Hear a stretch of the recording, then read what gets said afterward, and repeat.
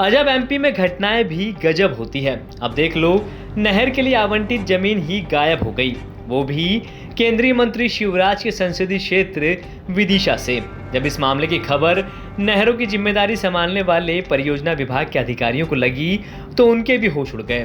दरअसल सम्राट अशोक सागर संभाग क्रमांक 2 के अंतर्गत विदिशा, दौलतपुरा और मदनखेड़ा के लिए नहर बनाई गई थी, जिसका नाम विदिशा उद्वहन सिंचाई योजना रखा गया था। अनुविभागीय अधिकारी के माध्यम से भू अर्जन की प्रक्रिया कराई गई थी, जिसमें 1 दर्जन किसानों की भूमि लेकर सिंचाई के लिए विधिवत योजना बनाकर नहर डाली गई थी, ताकि सिंचाई की पर्याप्त मात्रा में व्यवस्था हो और सभी किसान अच्छे से अपनी अपनी उपज ले सके।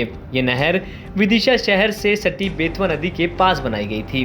पानी लिफ्टिंग के लिए लाखों रुपए की मशीन भी लगाई गई, लेकिन आज जमीन के साथ ये मशीन के सामान भी चोरी हो गए हैं और कुछ ही सामान पड़ा हुआ है। मामले में कलेक्टर का कहना है कि आपके द्वारा ये सूचना मिली है, जिसकी जाँच करेंगे।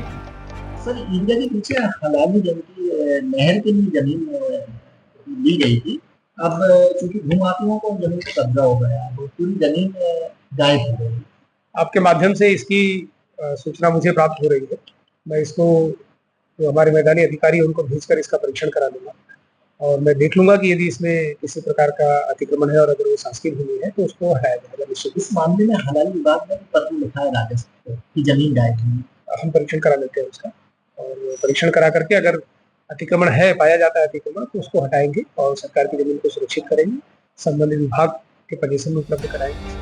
बता दें कि 1980, 85 और 1990 के दौरान जमीनों के दाम कम थे। उस समय किसानों ने अपनी जमीन का भू अर्जन किया था और नियम अनुसार मुआवजा भी दिया गया था। लेकिन जब शहर का विकास हुआ और देखते ही देखते जहां पर नहर बनी थी वहां पर बस्तियां बसने लगी, लेकिन लोगों ने कॉलोनी की आड़ में सरकारी जमीन को भी दबा लिया। नहर कब टूट गई और उसका सामान, मशीनें कहां चली गई, इसका किसी को पता नहीं। यहां तक कि जिम्मेदारों को भी इसकी कोई खबर नहीं। फिलहाल कलेक्टर अब जांच की बात कह रहे हैं।